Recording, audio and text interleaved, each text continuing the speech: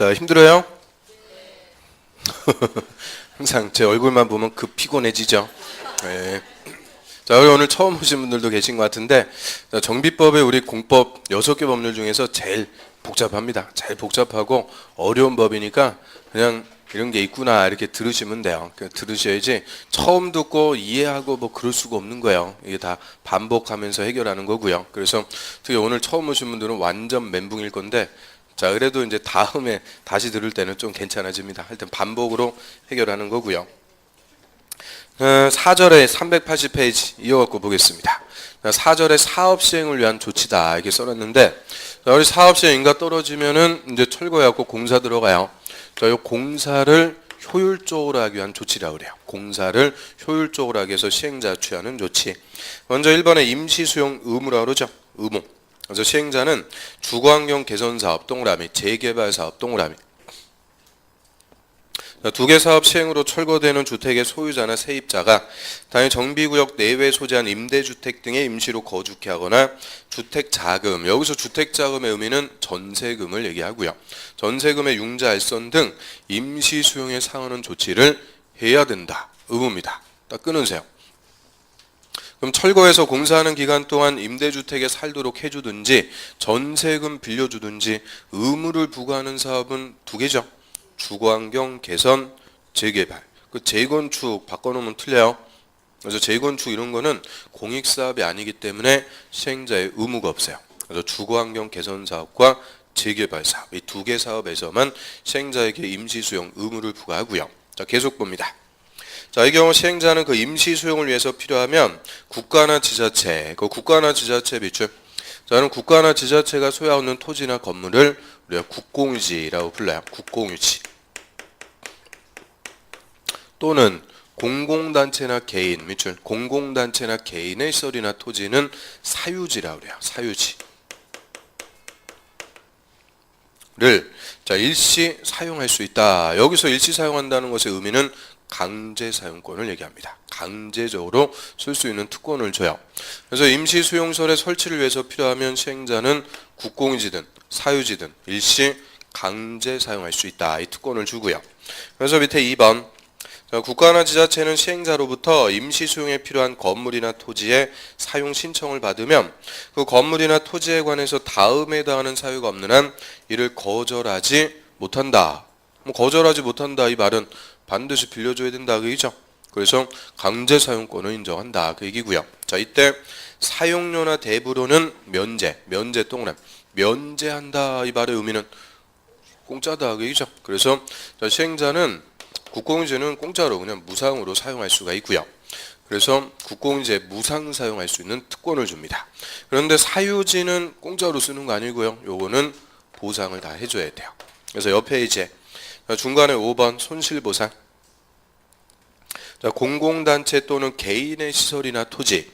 공공단체나 개인의 시설이나 토지를 사유지를 일시 사용함으로써 손실을 받은 자가 있으면 시행자는 손실보상 해줘야 된다. 사용료 다 정당하게 보상을 해줘야 되니까 자, 공짜로 쓸 수 있는 거는 뭐만 공짜로 쓸 수 있다. 국공유지. 자, 여기서도 논점이 몇 개 나오죠. 일단 임시 수용 의무를 부과하는 사업은 2개. 주거환경 개선, 재개발. 그리고 시행자는 임시 수용을 위해서 필요하면 국공유지든 사유지든 다 일시 강제 사용할 수 있는 특권을 주죠. 공짜로 쓸 수 있는 특권은 뭐만?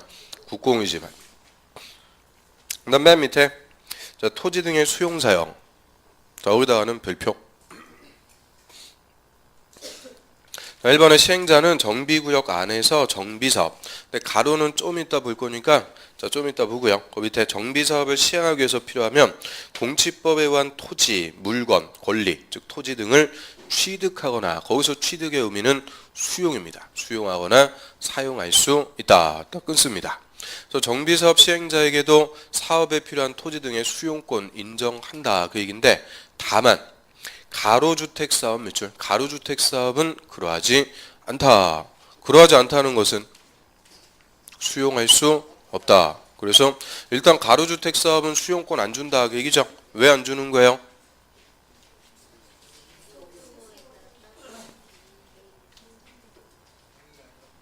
공익사업이 아니죠.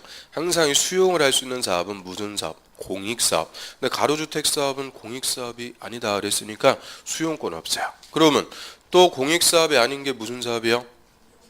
재건축. 그래서 다시 위에, 자 넘어가는 게 아니고요. 그 위에 첫 번째 줄 다시 보면 정비사업 가로 재건축 사업 밑줄. 재건축 사업은 8조상 1호에 해당하는 사업으로 한정한다. 그 8조상 1호가 천재지변동으로 긴급해서 사업하는 것을 얘기해요. 그러면 재건축 사업은 천재지변등 긴급할 때 한해서 수용할 수 있다. 이 말은 원칙적으로는 수용권이 없다. 그 얘기죠. 그래서 정비사업 중에서 공익사업이 아니기 때문에 수용권이 없는 게 두 개. 재건축하고 가로주택사업. 그런데 다시 재건축 사업은 예외 준다는 거죠. 천재지변동으로 긴급할 때 한해서 예외적으로 수용권 인정하고요. 넘어갑니다. 자, 이번에 수용 절차 가로 1번. 두 번째 줄에 수용 사용에 관해서는 이 법에 특별한 규정이 없으면 공치법을 준용한다. 항상 수용할 때는 무슨 법? 공치법. 그래서 시설사업이든 개발사업이든 정비사업이든 다 수용에 관해서는 공치법을 준용합니다. 그러면 공치법에서 수용하는 절차, 일단 수용할 수 있는 공익사업 인정고시부터 받아야 된다 그랬죠. 사업 인정부터 받고요. 사업 인정고시가 있으면은 신속한 수용을 위해서 몇 년 내 재결 신청하라고 그랬어요? 1년. 1년 내 재결 신청. 그러면 토지수용위원회가 보상금 얼마 딱 정해줘요. 보상금을 사전에 현금 보상하고 수용합니다. 그런데 그 밑에 가로 2, 3, 4 세 개 다 묶어가지고 특례 씁니다. 공치법의 특례. 역시 정비법에서도 이 공치법의 특례를 줘서 시행자가 더 쉽게 수용을 할 수 있도록 해줘요. 자, 바로 이번에 사업시행 인가고시 밑줄 별표. 사업시행 인가고시가 있을 때에는 공치법에 의한 사업인정고시가 있는 걸로 본다. 원래 공치법에서 수용하려면 사업인정고시 받으라고 그랬죠. 그런데 지금 정비법에서 뭐가 있으면 사업시행 인가고시가 있으면 사업인정고시도 다 있는 걸로 봐서 바로 시행자는 수용할 수가 있게 된다. 그 얘기고요. 그래서 정비사업 시행자는 수용하기 위해서 별도로 사업인정을 받을 필요가 없다는 거예요. 뭐만 있으면 된다고요? 사업시행 인가고시. 자, 이거 있으면 사업인정고시도 다 의제가 돼서 바로 수용할 수가 있고요. 그다음 바로 3번. 수용사용에 대한 재결 신청은 공치법에 불구하고 공치법에서는 몇 년 내라고 그랬어요? 1년. 근데 1년 내라 이 규정에 불구하고 사업시행 인가할 때 정한 사업시행 기간 내 해야 된다. 자, 몇 줄? 사업시행 기간 내 해야 된다. 이 말의 의미는 사업 끝날 때까지 필요하면 재결 신청해서 수용할 수 있도록 해준다. 그래서 이 재결 신청은 1년 내 한다 그러면 무조건 틀린다 그랬어요. 다 언제까지로 연장? 끝날 때까지 사업 시행 기간까지 연장하고요. 그다음 바로 4번. 대지나 건물을 현물로 보상할 때는 공치법에 불구하고 자, 공치법에서는 사전 현금 보상이 원칙. 사전 현금 보상하는데 그 규정에 불구하고 준공인가 이후 밑줄 준공인가 이후에 현물로 보상할 수 있다. 그럼 준공인가 이후에 현물로 보상한다. 이 말의 의미는 뭐겠어요? 준공인가 떨어졌다는 것은 나중에 공사가 끝나가지고 새로 지어진 아파트 같은 걸로 보상해 줄 수도 있다. 얘기죠. 그래서 사후 현물 보상 조건부 수용도 가능합니다. 그럼 제가 혹시나 해서 여쭤보는데요. 도시개발사업 수용 방식으로 할 때 원래 사전 현금 보상이 원칙이죠. 근데 토지 소유자 원하면 나중에 땅으로 줄게요. 보상금 나중에 땅으로 주겠다. 발행하는 채권. 그게 무슨 채권이었어요? 토지 상환 채권. 아유 6글자도 그렇게 어려워요. 그래서 토지 상환 채권. 얘가 사후 현물 보상 똑같은 거예요. 근데 정비법은 사후 현물 보상 조건부 수용도 인정한다. 바로 규정을 하고요. 그래서 뭐 가로 3번하고 가로 4번을 읽어보면 되는 거고 항상 논점은 가로 2번. 사업인정고시 의제에서 수용권 주는 시점. 지금 정비법은 뭐가 있으면은 사업시행 인가고시. 그럼 저번 주에 개발사업에서는 사업인정고시 의제해 주는 게 언제였을까요? 세목고시죠. 토지의 세목고시. 개발사업 할 때 개, 세목고시 할 때 세. 따고 개세. 그 욕하는 게 아니고요. 아무튼 개세. 근데 정비사업은 뭐라고요? 사업시행 인가고시니까 정사, 개세, 정사. 저희 집 옆에 암자 이름이 개운정사예요. 그래서 거기 가서 이제 입춘 때도 뭐 부적 만들어 그랬는데 개운정사 보고 제가 만든 거예요. 개세정사. 그래서 자, 개발 사업은 세목고시, 정비 사업은 사업시행 인가고시입니다. 그다음 맨 밑으로 와보세요. 3번 매도 청구.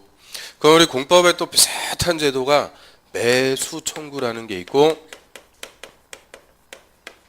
매도 청구라는 게 있어요. 당연히 두 개 다른 거고요. 그럼 매수 청구한다. 자, 매수를 청구한다. 이건 뭘 청구하는 거예요? 사달라고 청구하는 거죠. 사달라고 청구하는 것을 매수 청구. 그래서 우리 앞에서 매수 청구 이거 배운 거 있어요, 없어요? 있어요. 아주 중요한 제도. 장기 미집행 시설 부지의 매수 청구. 장기 10년 내 시설 사업 안 하고 있을 때 시설 부지의 대인 토지 소유자가 내 땅을 사주세요. 매수 청구라는 거 할 수가 있죠. 그럼 매수 청구하면 상대방은 반드시 매수해야 돼요? 매수할 수도 있고 안 할 수도 있고. 그래서 매수 청구는 상대방이 매수할 수도 있고 안 할 수도 있고 상대방이 자유가 있어요. 그래서 이 매수 청구권은 그냥 뭐에 불과한 거냐? 청구권. 청구만 할 수 있는 권리예요. 그런데 요거 구분해갖고 매도 청구라는 게 있어요. 매도 청구. 자, 이건 뭘 청구하는 거예요? 매도 청구는 매도, 팔아라 청구하는 것을 매도 청구한다 그래요. 팔라고 청구하는 거예요. 그래서 이거 헷갈리면 안 돼요. 매수 청구는 뭘 청구하고? 사달라고. 매도 청구는 팔라고. 그럼 매도 청구하면은 이거는 상대방의 의사에 상관없이 무조건 매매 계약이 체결돼서 팔고 나가라. 쫓아내는 개념입니다. 즉, 이 매도 청구권은 청구권이 아니고 형성권의 성격을 갖습니다. 그래서 민법 시간에 권리의 종류, 청구권, 형성권 다 배웠죠? 자, 형성권은 무슨 권리라고 배우셨어요? 그냥 뭐 배웠죠. 아무튼 형성권은 상대방의 의사에 관계없이 법률 관계를 형성시키는 권리다. 그래서 말 그대로 형성권. 그래서 매도 청구하면 무조건 매매 계약 체결돼서 팔고 나가라. 쫓아내는 건데 이 누구를 쫓아내기 위한 제도냐? 알박기. 이 알박기 쫓아내기 위해서 인정하는 권리라고 그래요. 알박기라는 거 들어보셨어요? 알박기가 뭐예요? 미리 사업 대상인 토지나 건물을 미리 사두는 거죠. 그리고 나중에 시행자한테 그거 팔아요, 안 팔아요? 안 팔고 딱 버티고 있다가 시가 10배 주면 팔게요 이런 폭리를 취하고 이런 사람들을 알박기 했다 그래요. 그 알박기 쫓아내기 위해서 인정하는 권리인데 항상 이 매도 청구는 뭐가 없을 때 인정해 주는 거냐? 수용권이 없을 때. 자, 수용을 할 수 있으면 이거 할 필요가 없는 거예요. 그런데 수용은 무슨 사업일 때만 인정? 공익사업. 그 우리 정비사업 중에서 공익사업이 아니기 때문에 수용권 없는 게 두 개가 있었죠. 재건축하고 가로주택사업. 이 두 개는 수용권이 없는 대신 매도 청구권을 별도로 인정을 해줍니다. 그래서 매도 청구한 봐요. 시행자는 재건축 동그라미, 가로주택사업 동그라미. 자, 이 두 개의 사업의 공통점. 공익사업이 아니기 때문에 뭐가 없다? 수용권이 없다. 자, 이 두 개 사업을 시행할 때 다음에 해당하는 자의 토지나 건물에 대해서는 집합건물법의 규정을 준용해서 매도 청구할 수 있다. 그 집합건물법 준용한다는 게 시가예요. 시가. 매도 청구는 공익사업 아니기 때문에 싸게 할 수는 없고요. 그냥 시가, 시세대로 매도 청구할 수 있고 매도 청구하면 무조건 시가대로 매매계약 체결돼서 팔고 나가라 쫓아내는 건데 누구한테 매도 청구하는지 옆에 이제 박스 봅니다. 1번. 그 조합 설립에 동의하지 않은 자. 그럼 동의 안 했으면 조합원 돼요, 안 돼요? 안 되죠. 이 두 개는 동의한 자만 조합원이라고 그랬어요. 그 다음 또 2번. 건물이나 토지만 소유한 자. 이거는 재건축. 그럼 재건축에서는 토지 등 소유자, 즉 조합원이 누구예요? 건물 및 부속 토지의 소유자. 그래서 건물만 소유한 자, 토지만 소유한 자. 얘들은 조합원 자격이 없습니다. 그래서 1번하고 2번 두 개 묶으셔갖고 한마디로 조합원 X. 조합원이 아닌 자. 이 조합원이 아니라는 것은 사업도 안 한다 그 얘기죠. 그러니까 얘들이 소유하고 있는 토지나 건물을 팔고 나가줘야 철거해서 공사할 수 있는데 아 나는 사업하기도 싫고 나가기도 싫다 버티고 있다 그 얘기죠. 자, 별로 잘 연상이 안 되니까 자, 예를 들어 갖고 자, 아파트 이거 한 동 재건축한다 그래요. 나머지 구분 소유자 다 찬성했는데 501호의 소유자 A 얘만 재건축에 반대했어요. 그럼 나머지 다 찬성하면 전체 4분의 3 나오겠죠. 재건축할 수 있는데 자, 그럼 A는 사업에 반대했으니까 조합은 아니죠. 그럼 얘가 소유하고는 501호 이걸 팔고 나가줘야 시행자 뭐 할 수 있는 거예요. 철거해서 공사할 수 있는데 A가 나는 사업하기도 싫고 나가기도 싫으니까 그냥 나는 냅두고 알아서 공사하세요. 그럼 얘 어떻게 해야 돼요? 얘 뭐 공중부양 시켜놔요? 그래서 자, 이렇게 안 나와 버티고 있으면 수용권이 없으니까 사업 못 하는 거예요. 그래서 이런 자들한테 수용권 없는 대신 뭘 할 수가 있도록 해준다. 매도 청구. 시가대로 팔고 나가라고 매도 청구해서 철거해서 공사를 할 수가 있도록 인정을 하는 거고요. 그 다음에 쭉 넘어갑니다. 2페이지 넘겨보세요. 자, 7번에 지상권 등의 계약 해지. 바로 1번. 정비사업의 시행. 여기서 정비사업 시행한다는 것의 의미는 철거에서 공사로 인해서 지상권, 전세권, 임차권의 설정 목적을 달성할 수가 없으면 권리자는 계약을 해지할 수 있다. 장래대에서 계약을 해지할 수가 있도록 해줘요. 그럼 예를 들어서요. 자, 재개발 대상인 주택이 있습니다. 소유자가 A. 근데 A가 갑한테 임대차 설정해서 갑이 임차권자로 이 주택에 살고 있었는데 철거해서 이제 공사가 들어갑니다.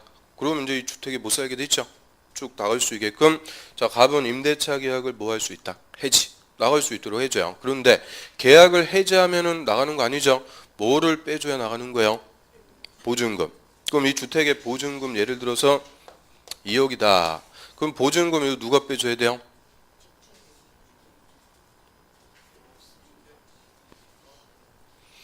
당연히 집주인. 이제 집주인이라고 하지 말고 좀 이제 유식하게 임대인이라고 그러면 되죠.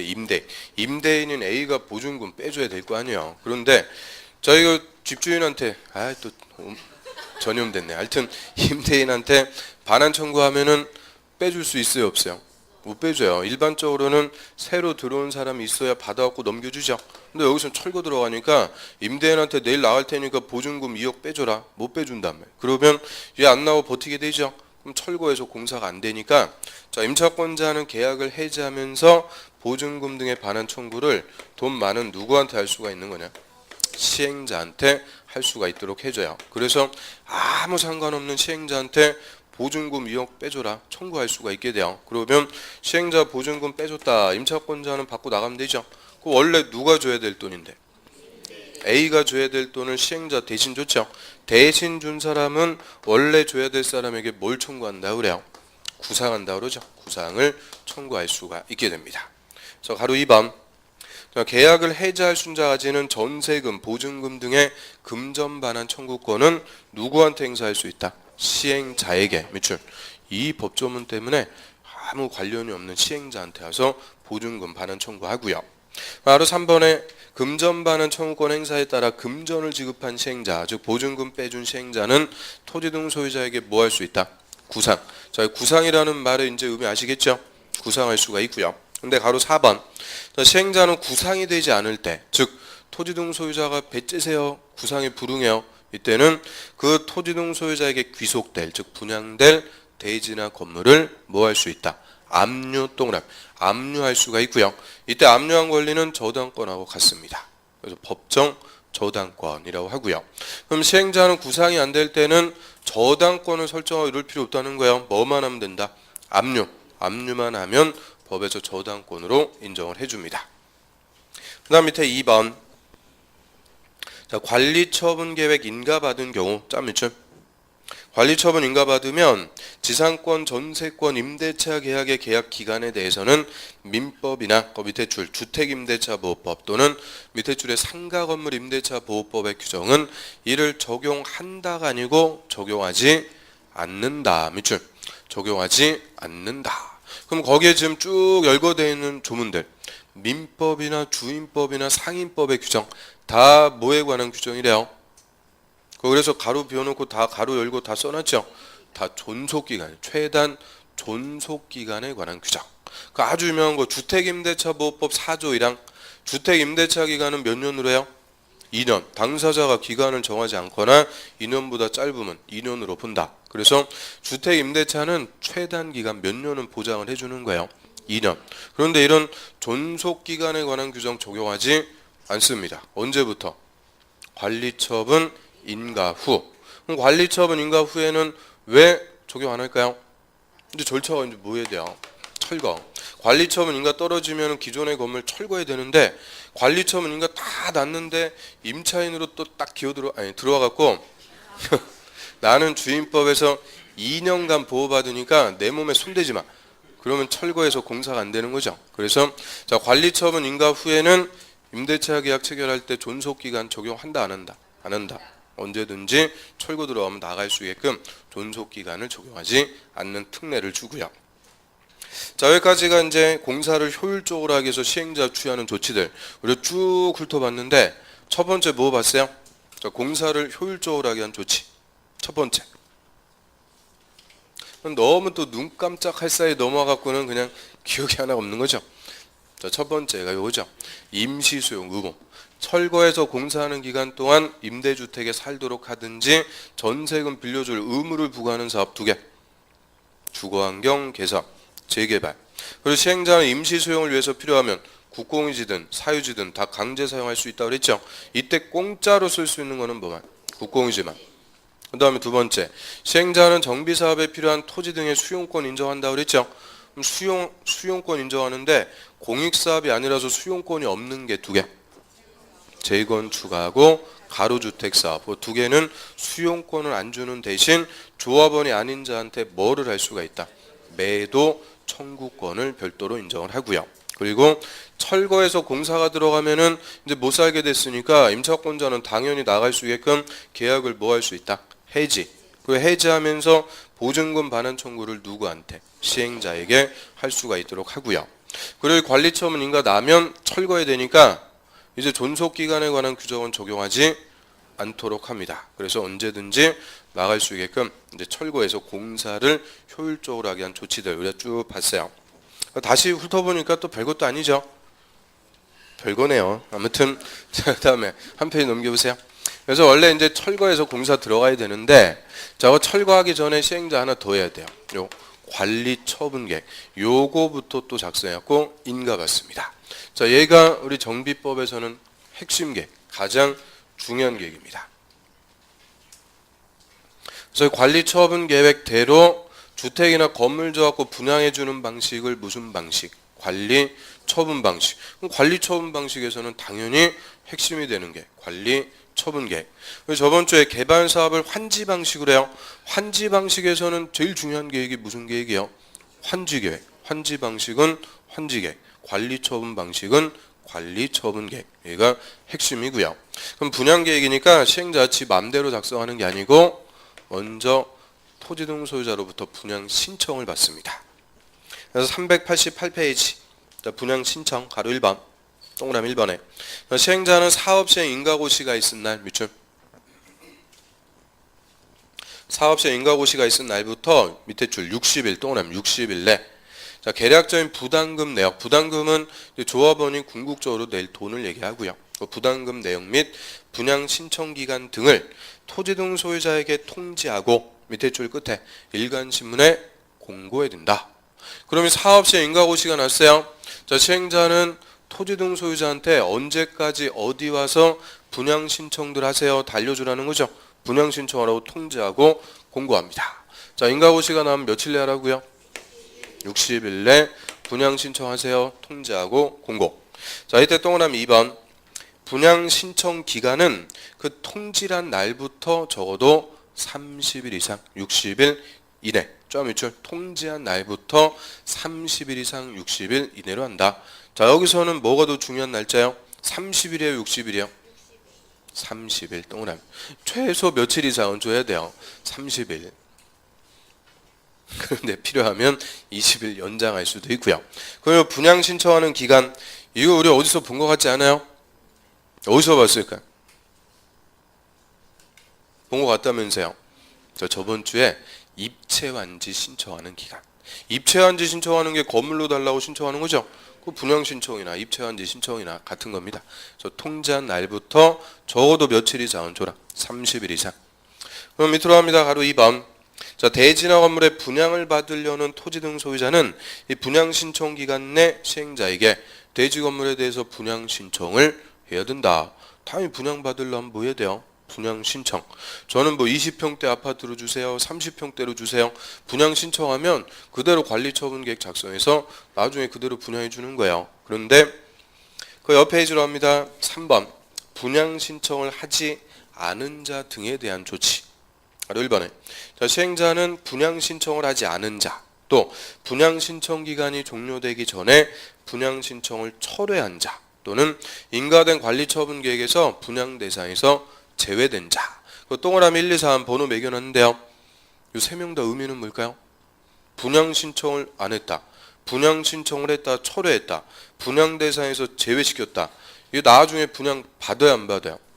분양 안 받는다, 그죠? 이 분양 안 받는 자들은 분양 안 해주는 대신에 돈으로 주라는 거예요. 그걸 현금 청산이라고 그러죠. 그래서 이 세 명 다 기산점 세 번째 줄. 관리처분 계획 인가받은 날의 다음 날부터 쫙 밑줄. 관리처분 인가 다음 날부터 며칠? 90일. 동그라미 90일 내 밑에 줄. 종전의 토지나 건물 등에 관해서 현금 청산해야 된다. 의무입니다. 그래서 분양 안 해주니까 돈으로 줘라, 그 얘기죠. 그러면 지금 우리 숫자들 동그라미 친 게 3개가 되는데 사업시에 인가고시가 있으면 분양 신청하세요. 통지하고 공고 며칠 내야 돼요? 60일. 이때 분양 신청하는 기간은 그 분양 신청을 하고 통지한 날부터 적어도 며칠 이상? 30일 이상 60일 이내로 하고요. 자, 근데 분양 신청을 안 해요. 그런 자들은 관리처분 인가 다음 날부터 며칠 내? 90일 내 의무적으로 현금 청산해 줍니다. 그래서 60일, 30일, 90일 이 숫자들은 시험에서 잘 물어보는 숫자입니다. 그래서 중요한 숫자니까 정리를 하셔야 돼요. 그래서 이 공식 60 더하기 30은 얼마? 90. 그래서 이게 예전에는 150일이어 갖고 이 공식화하기가 상당히 어려웠었는데 그래서 제가 바꾸라고 그랬어요. 90일로. 그래서 바꾼 거예요. 자, 아무튼 그래서 60, 30, 90 딱 공식은 딱 떨어져요. 근데 문제는 뭐예요? 뭐가 60일이고 뭐가 30일이고. 그래요. 이제 요거 숫자는 기본이고요. 언제부터 60일, 언제부터 30일 이런 거 가지고 딱 바꿔갖고 물어본단 말이에요. 그래서 하나를 확실하게 봐도 확실하게 정리를 해두셔야 돼요. 그래서 이런 것들은 자꾸 제가 강조해봤자 아직 머리에 잘 안 들어오죠. 이제 문제, 모의고사 같은 거 보고 틀리고 다시 확인하고 이러면서 이제 딱딱 정리가 돼 있고요. 아무튼 60 더하기 30은 얼마라고요? 90. 숫자들 좀 보고요. 그 밑으로 합니다. 관리 처분 계획. 가로 1번. 자, 시행자 뭐 가로는 필요 없어요. 시행자는 분양 신청 기간이 종료가 되면 분양 신청 현황을 기초로, 즉 분양 신청한 대로 다음이 포함된 관리 처분 계획을 수립해서 시장 군수의 인가, 밑줄 시장 군수 인가 받아야 된다. 거기까지 봐요. 그럼 지금 시행자 관리 처분 계획 작성해서 인가 누구한테 와서 받으래요?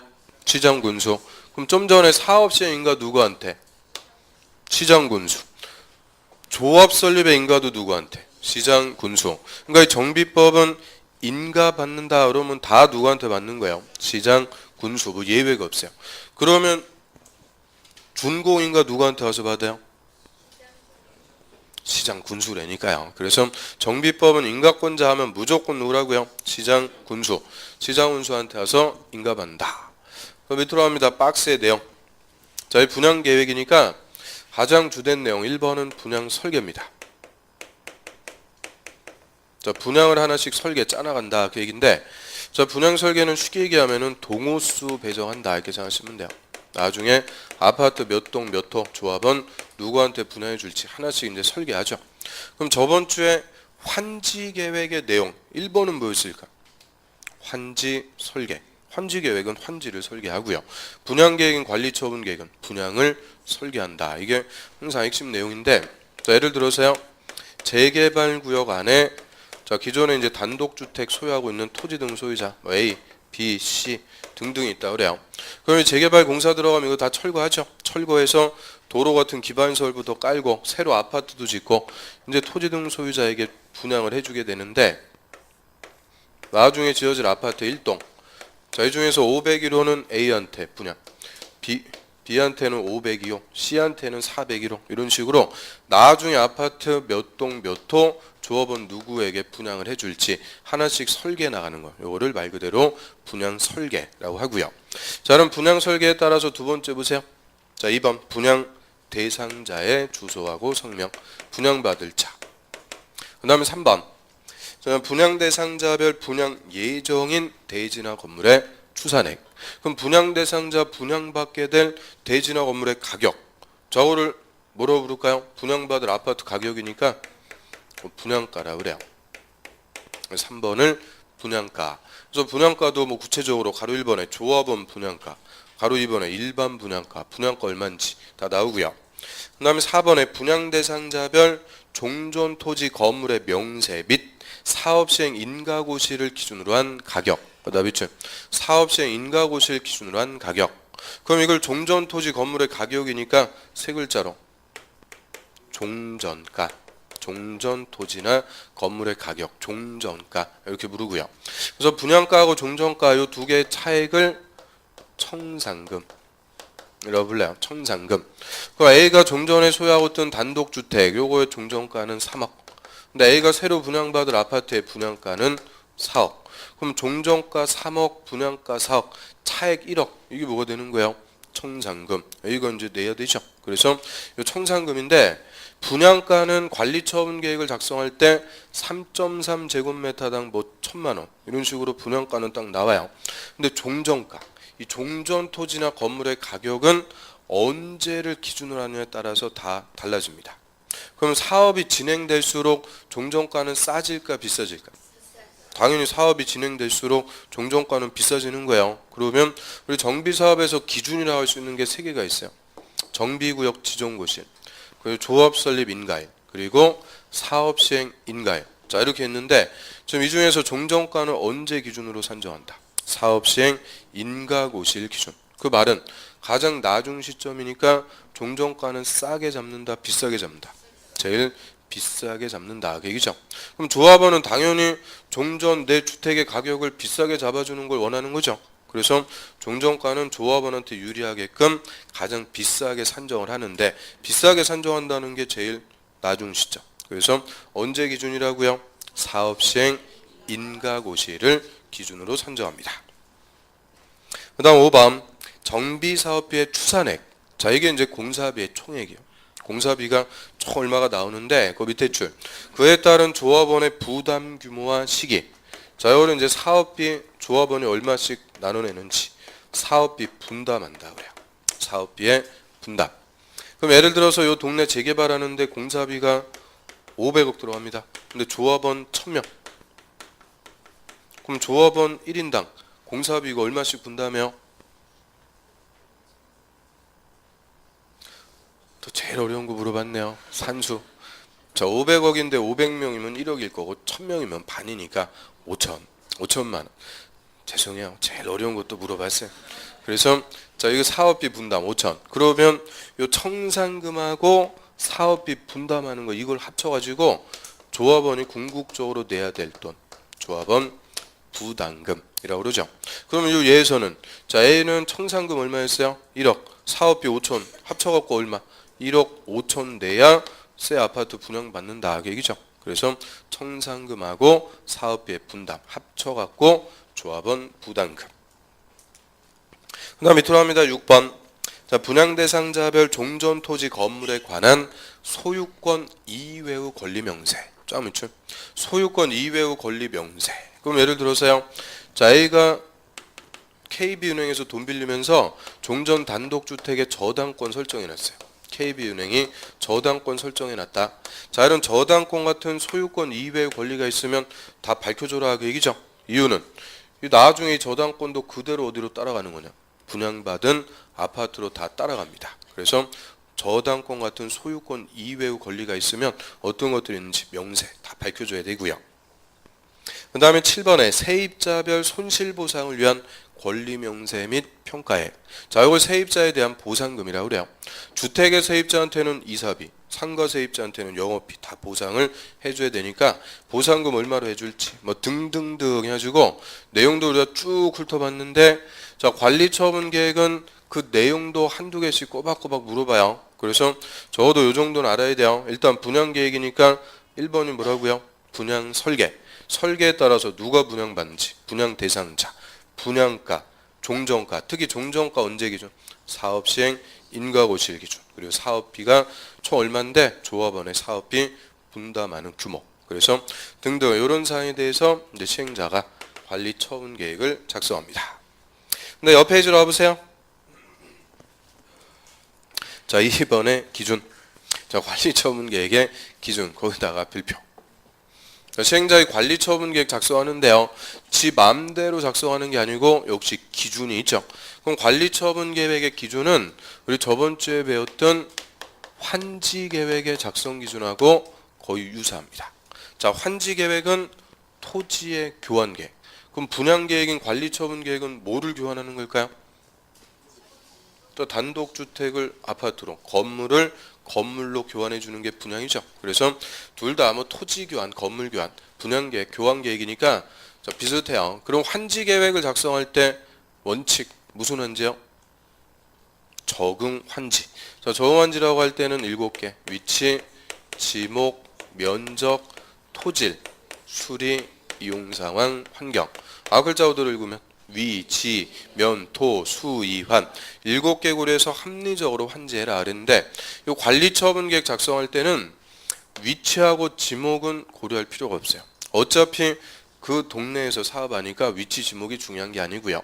면적, 그 다음 토지라고 수리, 이거 물 어떻게 되는지 농사 짓는 거 아니니까 따질 필요 없어요. 이용 상황, 환경. 그래서 이 저응환지 기준에서 딱 요 3개 남아요. 면적, 이용 상황, 환경. 요거 고려해서 합리적으로 분양해라. 이게 대원칙입니다. 그래서 밑에 가로 1번에 박스 1번 원칙 보세요. 자, 종전 토지나 건물의 면적 동그라미, 이용 상황 동그라미, 환경 동그라미. 자, 이런 것들 고려해서 합리적으로 분양해라. 그러면 관리처분계획 작성할 때는 위치, 지목 등을 고려한다 이러면 틀린다는 거예요. 위치, 지목 이런 게 아니고 면적, 이용 상황, 환경 고려해서 합리적으로 분양하고요. 그 다음에 환지계에서 배웠던 개념들이죠. 그 밑에 보면 뭐 증환지, 감환지, 환지, 부지정, 뭐 입체환지 이런 것들도 그대로 또 반복해서 나와요. 자 2번은 보면 자 지나치게 좁거나 넓은 토지 건물에 대해서 필요하면 이를 증가하거나 증가하면은 중환지, 감소시키면은 감환지에서 대지나 건물이 적정 규모가 되도록 하고요. 또 3번 너무 좁은 토지 건물 밑줄 이나 정비구역 지정 후 분할된 토지 밑줄을 취득한 자에 대해서는 현금 청산할 수 있다. 그럼 너무 좁은 토지나 건물은 분양해 주기 어렵죠. 그냥 돈 받고 나가세요. 요걸 직권 환지 부지정, 직권 부지정 개념하고 똑같은 개념이죠. 분양 대상에서 제외, 현금 청산할 수가 있고요. 그 다음에 논점은 그 다음 거예요. 정비구역 지정 후 분할된 토지를 취득한 자. 자, 이거를 소위 지분 쪼개기 한다 그래요. 자, 예를 들어서요. 정비구역을 지정할 당시에 원래 한 필지의 토지입니다. 그러면 한 필지니까 여기서 분양받을 수 있는 권리도 딱 하나만 나오는 거예요. 분양권. 그런데 자, 이 토지를 정비구역 지정 후에 분할해요. 1에 1, 1에 2. 그럼 두 필지로 분할하면 이제 두 필지가 된 거죠. 그러면 1에 1번 토지에서 분양권 하나, 1에 2번 토지에서 분양권 하나. 자, 이렇게 토지를 분할하니까 분양권이 2개로 늘어났네요. 자, 이렇게 인위적으로 분양받을 권리를 늘리는 거. 이걸 뭐 한다고 그런 거냐? 지분 쪼개기 한다라고 합니다. 지분 쪼개기. 조합은 지분 쪼개는 건데 지분 쪼개기 이거 하면은 정비사업 하는데 좋아요, 안 좋아요? 안 좋아요. 왜 안 좋아요? 정답. 그래서 이 지분 쪼개기에서 나중에 다 조합원이 분양받아 버리면 일반 분양이 없어져요. 일반 분양이 있어야 분양대금으로 공사비에 씁니다. 그런데 공사비가 확보가 안 돼갖고 사업 못하게 돼요. 그래서 지분 쪼개기는 사업하는데 안 좋은 거예요. 그러니까 요거 규제하기 위해서 자 원래 한 필지일 때 A가 소유하고 있었어요. 근데 A가 정비구역 지정 후에 이렇게 두 필지로 분할해서 1에 2번 토지를 B가 취득했습니다. 그러면 정비구역 지정 후에 분할된 토지를 취득한 B, 얘한테는 분양해준다 안 해준다? 안 해준다. 이거를 지분 쪼개기 규제. 여자는 그냥 현금 청산 대상입니다. 그래서 자 이런 땅은 사봤자 나중에 분양 못 받는다 얘기죠. 그래서 자 여기서 기준점 정비구역 지정 고시 후에 분할된 토지. 요거는 사봤자 분양 못 받고요. 그 다음에 4번으로 와보세요. 재해나 위생상의 위해를 방지하기 위해서 토지의 규모를 조정할 특별한 필요가 있으면 너무 좁은 토지는 증가, 꼴중한지 또는 토지의 가름에서 보상해버리면은 환지 부지적 또는 건물의 일부와 대지의 지분으로 줄 수 있다. 이거를 입체환지 뭐 다 할 수가 있으니까 1, 2, 3, 4는 환지 계획하고 차이점 그것만 딱 구분하면 되고요. 그 다음에 5번 분양 설계. 자 얘는 별표. 자, 분양 설계에 관한 계획은 분양 신청 기간 만료일 기준 짜미춤 분양 신청 기간 만료일 기준으로 수립한다. 그럼 좀 전에 분양 설계는 뭐였어요? 분양 설계란 나중에 아파트 몇 동 몇 호 분양해 줄지 하나씩 설계하죠. 그럼 이 분양 설계는 지금 언제가 기준? 분양 신청 기간 만료일을 기준. 그 말의 의미는 뭐겠어요? 분양 신청 다 받아갖고 작성해라 그죠? 분양 신청 기간 만료일 기준, 즉 분양 신청을 다 받아갖고 원하는 평형때 맞춰서 분양 설계를 작성하고요.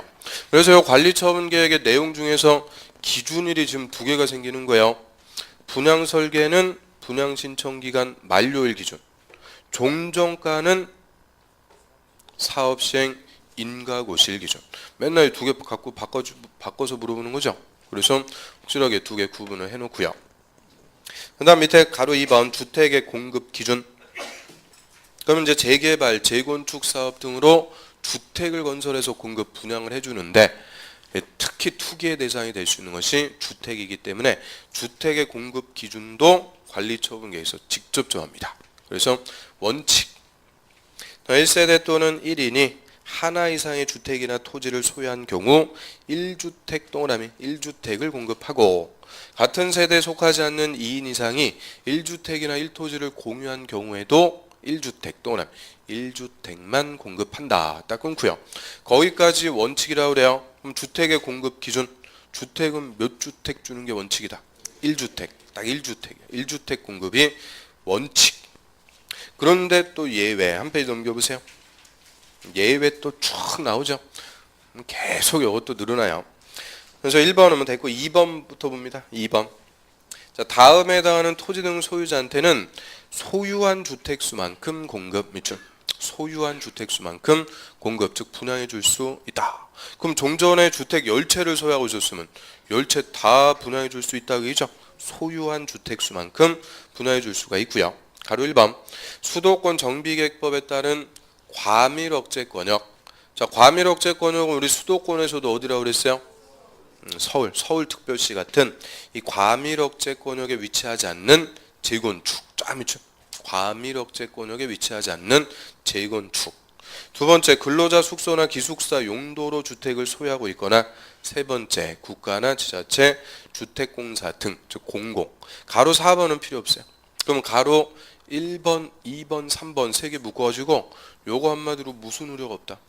투기 X, 투기의 우려가 없을 때. 이런 때는 소유한 주택수만큼 다 분양해 줄 수가 있는데요. 그 중에서도 논점은 맨날 몇 번 갖고 물어보겠어요? 1번, 과밀억제권역에 위치하지 않는 재건축일 때. 이때는 소유한 주택수만큼 다 분양해 줄 수 있도록 하고요. 자, 예를 들어서 자, 얘가 정비사업의 대상이 되는 주택을 3주택을 소유하고 있어요. 3주택. 그런데 자, 이 정비사업이 서울특별시에서 하는 재건축입니다. 그럼 나중에 얘는 몇 채 분양받을 수 있는 거예요? 한 채, 원칙대로. 이유는 과밀 억제권역이니까 이건 예외가 안 되죠. 원칙대로 1주택. 그러면 자, 요게 대전광역시에서 하는 재건축이에요. 나중에 얘는 몇 채 분양받을 수 있어요? 이거는 세 채 다 받을 수 있죠. 이유는 과밀억제권역에 위치하지 않는 무슨 사업이니까 재건축이니까 소유한 주택수만큼 다 분양받을 수 있습니다. 그럼 이제 세 번째, 자 이게 대전광역시에서 하는 재개발이에요. 나중에 A는 몇 채 분양받을 수 있어요? 항상 이제 세 번째로 오면은 꼭 이게 또 틀려요. 이것도 한 채. 이유는 저희는 과밀억제권은 아니지만 무슨 사업이요? 재개발. 재개발도 예외가 없습니다. 그래서 이 두 가지 요건을 다 갖춰야 돼요. 첫 번째, 어디에 위치하지 않는 과밀억제권역에 위치하지 않는 무슨 사업에서만, 재건축 사업에서만 소유한 주택수만큼 다 공급해 줄 수 있습니다. 그 다음 거 밑으로 와보세요. 3번. 자, 2주택 공급. 그럼 종전 토지나 건물의 사업시행 인가고시를 기준으로 한 가격. 가격에다 동그라미. 그럼 그 종전 토지나 건물의 가격이니까 세 글자로 뭐라 그래요? 종전가. 또는 종전주택의 주거 전용 면적. 면적 동그라미. 전용 면적 범위에서 2주택을 공급. 밑줄. 2주택을 공급할 수가 있다. 그럼 일단 2주택을 공급할 수 있는 경우는 지역이 어디냐, 사업이 뭐냐 상관없다는 거죠. 기준이 두 개요. 종전가가 비싸거나 종전 면적이 넓을 때. 자, 이때는 2주택으로 줄 수 있다. 의미가 뭐겠어요? 자, 예를 들어서 종전가가 비싸요. 몇십억 하면은 그 비싼 종전가 맞춰가지고 1주택을 줘야 된다 그러면 큰 걸로 줘요? 작은 걸로 줘요? 큰 걸로 줄 수밖에 없는데 요새는 대형 평형을 선호하는 게 아니죠. 그래서 큰 거 하나가 아니고 중소형 두 개로 2주택으로 공급할 수가 있도록 합니다. 자, 의미 아시겠어요? 그래서 큰 거 하나 대신 작은 거 두 개로 주겠다. 그래서 2주택으로 공급할 수가 있는데, 자, 이 중에서 1주택 하나 더 주는 것은 전용 면적 얼마 이하? 60제곱미터 이하. 밑줄. 자, 60 이하인 주택을 소형주택이라고 불러요. 그래서 소형주택 하나 더 붙여가지고 중소형 두 개로 줄 수가 있도록 하고요. 근데 하나 더 줬는데 받자마자 팔아버리면 그거는 투기밖에 안 되니까, 자, 다만 계속 봅니다. 자, 60 이하로 공급받은 1주택, 즉 하나 더 받은 주택은 이전고시 다음 날, 즉 분양받은 효과가 발생하는 다음 날부터 몇 년? 3년 동안 3년간은 전매할 수 없다. 자, 전매할 수 없다 이 말은 쉽게 얘기하면 못 판다 그죠? 3년 동안은 못 팔게 합니다. 그래서 저 2주택을 공급할 수 있는 거, 자, 일단 기준이 두 가지요. 뭐라고요? 종전가가 비싸거나 종전 면적이 넓으면 큰 거 하나가 아니고 중소형 두 개 2주택으로 줄 수가 있고요. 이 중에서 하나 더 주는 것은 60 이하 소형주택. 얘는 이전고시 다음 날부터 몇 년간은 못 팔게 한다. 3년간은 전매를 제한합니다. 일단 그 정도 하고요. 자, 넘겨보세요. 그럼 이런 이제 기준에 맞게 시행자 관리처분 계획을 작성해서 누구한테 와서 인가받는다? 시장 군수. 시장 군수 인가하고 그 내용을 고시까지요. 그러면 395페이지의 중간 4번. 관리처분 계획 인가 고시의 효과. 자, 관리처분 인가 남은 효과. 첫 번째. 원칙 시행자는 관리처분 인가를 받은 후 밑줄. 관리처분 인가 후에 기존 건물을 철거한다. 딱 명문으로 규정되어 있어요. 자, 시행자는 기존 건물 언제 철거하라고요? 관리처분 계획 인가 후에 철거한다. 그런데 예외. 자, 시행자는 다음에 해당할 때는 기존 건물 소유자의 동의 및 시장군수 허가받아갖고 먼저 철거할 수도 있습니다. 먼저 철거할 수도 있다. 그래서 박스 1번. 재난 및 안전관리기본법 등등 관계법령에 따라서 기존 건물의 붕괴 등 안전사고의 우려가 있을 때, 그럼 당연히 붕괴될 우려가 크면은 관리처분 인가 때까지 기다릴 수가 없죠. 먼저 철거할 수가 있는데요. 2번, 그게 또 작년에 정답이었어요. 2번 한번 보면 폐공가의 밀집으로 우범지대와의 우려. 밑줄. 우범지대와의 우려가 있다. 그 일단 폐공가가 뭐예요? 폐공가. 다 사람들 이제 비워주고 나간 빈집이죠. 한마디로 빈집. 그런데 또 들어가서 애들 또 뭐예요? 본드 불죠. 자, 우리 어렸을 때도 이제 본드 불고 그런 경험들이 다 있죠. 자, 아무튼 본드 불고 하여튼 무슨 우려가 있다고요? 우범지대와의 우려가 있을 때, 이런 때도 당연히 먼저 철거할 수 있습니다. 그래서 다시, 자, 원칙 기존 건물 언제 철거해라? 관리처분 인가 후. 그런데 예외. 안전사고의 우려가 있거나 우범지대와의 우려가 있을 때, 이런 때는 먼저 철거할 수도 있고요. 다음 페이지 넘겨보세요. 가로 2번 사용수익의 정지. 자, 관리처분계획에 인가고시가 있으면 종전 토지 건물의 소유자, 지상권자, 전세권자 뭐 등등의 권리자는 소유권 이전 고시가 있는 날까지 밑줄. 소유권 이전 고시가 있는 날, 즉 공사 다 끝나가지고 분양을 해줄 때까지 이제 종전 토지나 건물을 사용 수익할 수 없다. 딱 끊습니다. 그럼 종전 토지나 건물 사용 수익할 수 없다. 자, 이 말의 의미가 뭐예요? 사용 수익할 수 없다는 이제 다 비워주고 나가야 된다 그 얘기죠. 그래서 자, 관리처분 인가 떨어지면 이제 뭐 해야 돼요? 철거 공사 들어가야 되니까 다 이제 종전 토지나 건물 다 비워주고 나가라는 거예요. 그래서 사용 수익을 정지시키게 되죠. 그런데 자, 예외가 있어요. 다만 또 앞에서 다 끊고 시행자의 동의 밑줄. 시행자의 동의 받거나 공치법에 따른 손실보상이 완료되지 않은 권리자는 그러하지 않다. 그러하지 않다는 것은 사용수익할 수 있다. 그래서 관리처분 인가 후에 원래는 종전 토지나 건물 사용수익 못하는 거예요. 다 비워주고 나가야 되는데 두 가지가 있죠. 보상이 완료가 안 됐어요. 보상금을 다 못 받으면 당연히 안 나가는 거예요. 버틸 수 있고 두 번째 시행자의 뭐를 받았다. 동의. 동의 받으면 계속 사용할 수 있는 예외가 있고요. 자, 원칙은 이제 사용수익 정지시켜가지고 철거해서 공사 다 끝나면은 분양 처분해 주게 돼요. 자, 분양 처분할 때는 반드시 무슨 계획대로? 관리 처분 계획대로 합니다. 그래서 밑에 5번 주택의 공급. 자, 공급이라는 말이 다른 말로 분양이에요. 주택 분양 기준. 시행자는 정비사업의 시행으로 건설된 건물을 인가된 관리처분 계획에 따라 밑줄 관리처분 계획에 따라서 토지 등 소유자에게 공급 분양이 된다. 그러니까 반드시 무슨 계획대로 분양해라? 관리처분 계획. 그럼 주택을 분양할 때도 주택법 절대 적용 안 한다는 거예요. 무조건 관리처분 계획대로 분양합니다. 그래서 이 관리처분 계획 인가가 나면은 효과 크게 두 개요. 관리처분 인가가 나면 종전 토지 건물 사용 수익 다 정지시켜 가지고 이제 뭐 하게 돼요? 철거해서 공사 다 끝났어요. 나중에 분양 처분 반드시 무슨 계획대로? 관리 처분 계획대로 분양을 해주게 되죠. 자, 한 페이지 넘겨보시면은 그 399페이지 맨 위에 예제 13번. 자, 이 작년 문제입니다. 27회. 근데 관리 처분 계획안에서 옳은 거 이거 난이도 상입니다. 상당히 어려운 문제였는데 그 1번하고 2번 이런 거는 기본서에도 없다. 아주 지엽적인 거예요. 근데 3번으로 꾹 참고 갔어요. 3번. 자, 시행자는 폐공가의 밀집으로 우범지대와의 우려가 있으면 기존 건물 소유자 동의 및 시장운수 허가받아갖고 해당 건물 철거할 수 있다. 오, 맞죠? 요건 우리가 배웠죠? 그래서 관리처분 인가 전이라도 우범지대와의 우려가 있을 때 이런 때는 먼저 철거할 수가 있고요. 또 밑에 4번 지문 하나 더 봐요. 자, 관리처분 인가고시가 있으면 종전토지의 임차권자는 시행자의 동의를 받더라도 소유권 이전 고시가 있는 날까지 종전토지를 사용할 수 없다?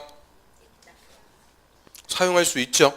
자, 뭐를 받았어요? 시행자의 동의 받으면 사용할 수 있는 예외가 됩니다. 자, 이 정도 하고요. 그 밑에 6절, 저부터는 좀 쉬었다 하겠습니다.